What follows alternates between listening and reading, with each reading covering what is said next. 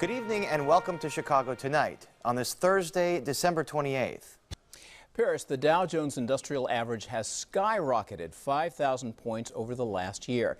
In fact, it closed at yet another all-time high today. President Trump is taking credit, telling first responders in Florida yesterday that his policies and deregulation push are growing the economy. If the markets continue at this pace through the middle of next year, it will be the longest bull market since the late 1920s. But we know what happened after that. While there's no expectation a Great Depression is coming, bull markets don't last forever. So just what should we expect in the new year? Well, joining us tonight with their thoughts are two experienced market watchers and financial advisors, and they are Nancy Cotu, co-founder of Money Managers Financial Group, which specializes in retirement planning, and Marc Horner, founder of Fairhaven Wealth Management. Thank you both for being here this evening. So Nancy Cotu, to what or who do we owe these very robust financial markets over this last year? Well, even though our president would like to take full credit, certainly I don't think he started the movement, which started back in 2008, 2009, more or less. It's been a slow, steady climb. We have come out of a lot of horrible financial things. Certainly 2015, 2016 were very lackluster years because we were in the elections, and pretty much investors don't like uncertainty. And then when we did have an election, yes, the market did soar, but I think it was just because people were like, finally, now we know what we have, and now we can move and plan and go forward. So Marc Horner, there is some optimism that has come with this presidency and some of his policies. Is that correct?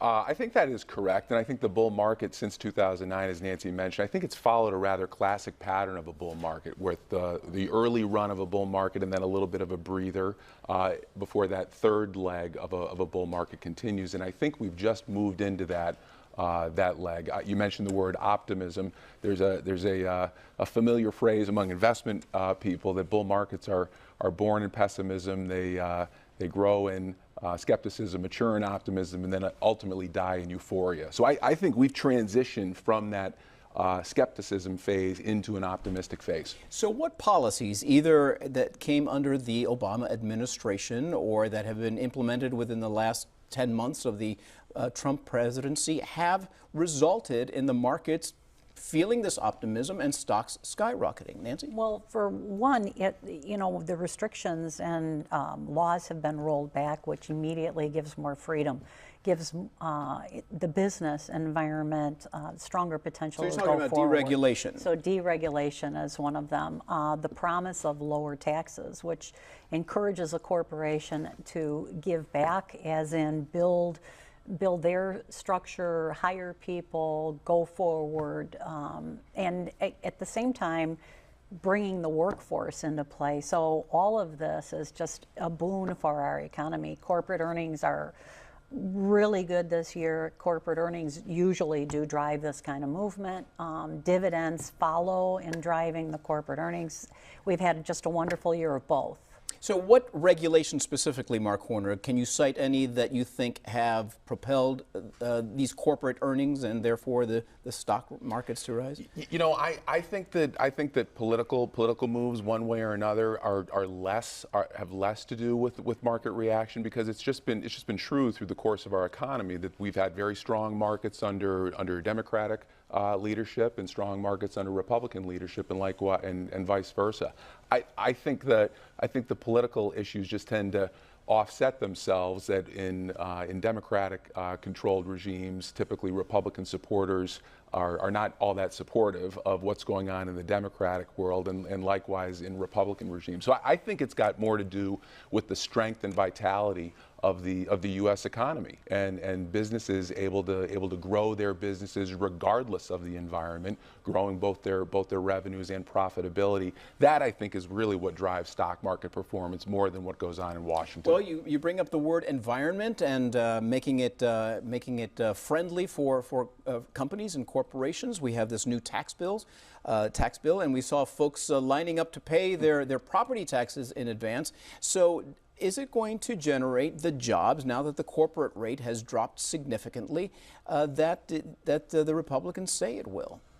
My guess is that it will. Yes, I think that it might generate jobs as well as free up a little extra capital for companies to invest in their own businesses, in perhaps purchasing more inventory, investing in capital expenditures. So yes, I think the tax plan will be helpful for the economy. Nancy, do you agree? I totally agree. And what the general population doesn't understand is the majority of employers are not the big, rich firms that people identify with. 60% of the employers in this country are small companies like my own. A small company owner, if they get a tax break, they have extra money to hire the person they were holding back on, to give raises to their people that they might not have given raises before, certainly to build their own technology, to buy equipment. And what people don't also see in this whole big picture is, yes, we have a $1.5 billion tax cut. Where are we going to get that money? When small employers, which again are 60%, are hiring new people, those people are going to be paying income taxes. So we get those on the income tax rolls, and now we have money coming back into the government as well. Are you going to be hiring then? Absolutely. How many people? Should they apply? I better restrict and hold that back. Mark, are you going to be hiring at your company as well? Absolutely, absolutely. We're intending on growing. So is this the trickle-down economy that we've heard of before, that came under President Reagan, but apparently did not trickle down to a whole lot of people? Is it going to work this time? Is that what you're suggesting? I am optimistic. I think capital is best put to use in the hands of the private industry. So I think the more that the government can, it's not really give back, because they should maybe take in the first place, but the more capital that the government can leave in the private sector, I think that's where it's most efficiently spent. And also, I'm sorry, I was going to say, what I would add to that is, my big hope is we have billions of dollars that are being held overseas by U.S. corporations, and they didn't want to bring it back into this country and pay 35% tax on it.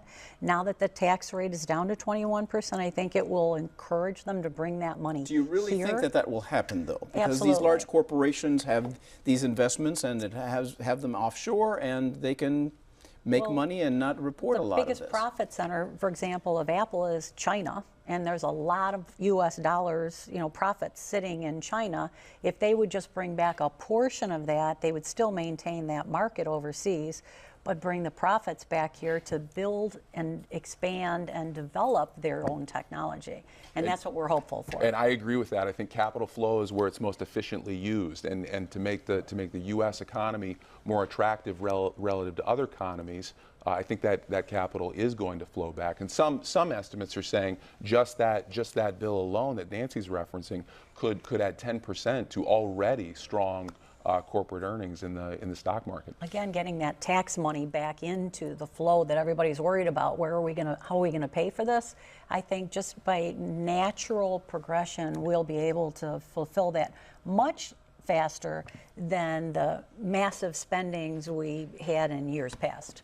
Where do you see storm clouds, if any, on the horizon? Because as I mentioned at the top, bull markets don't last forever. They haven't in the past. And maybe this will be. People have to remember that. Maybe this will be the exception. Memories. But where do you see a possible? Well, several. One is we still have the conflict with North Korea and Iran.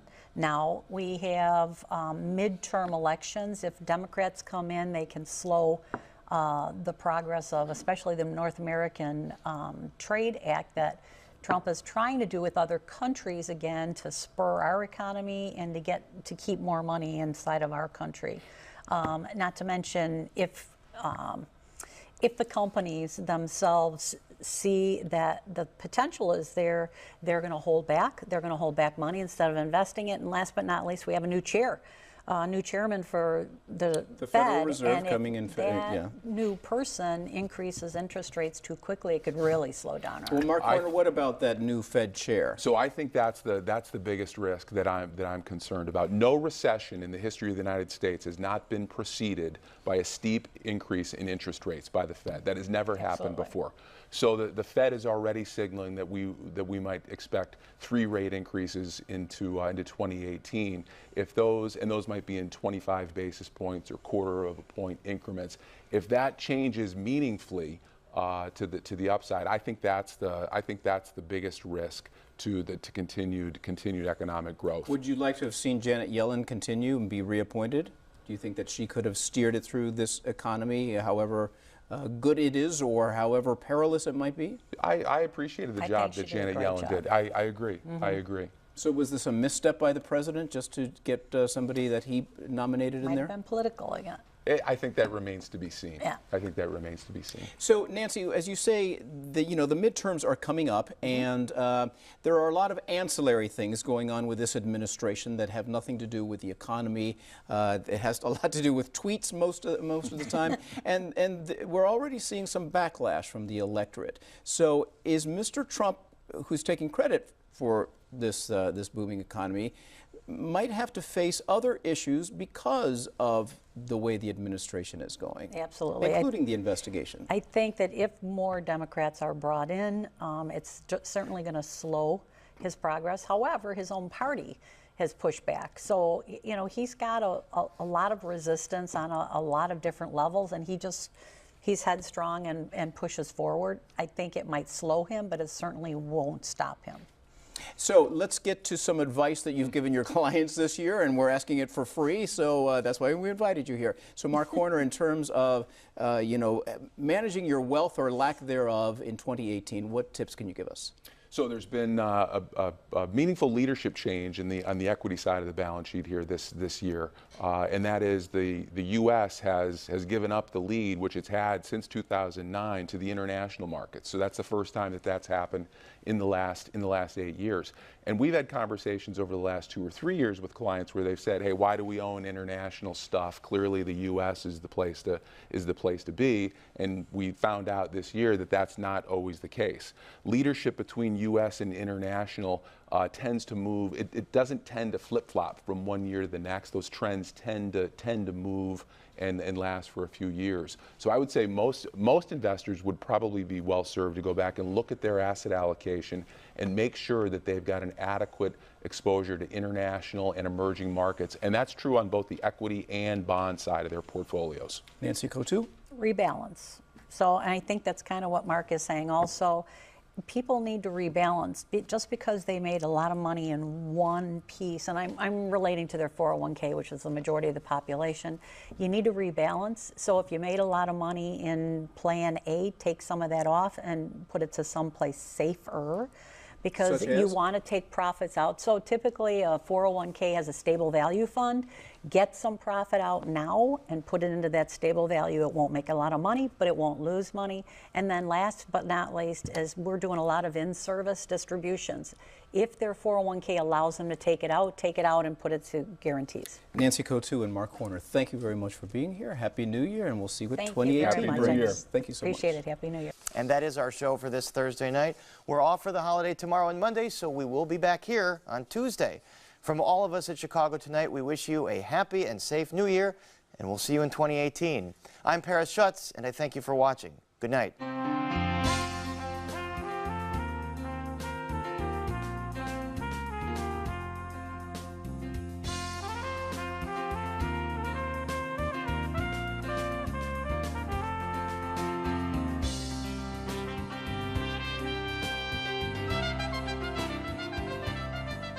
Closed captioning for this program is brought to you by Robert A. Clifford and Clifford Law Offices, dedicated to preserving the dignity and rights of all individuals.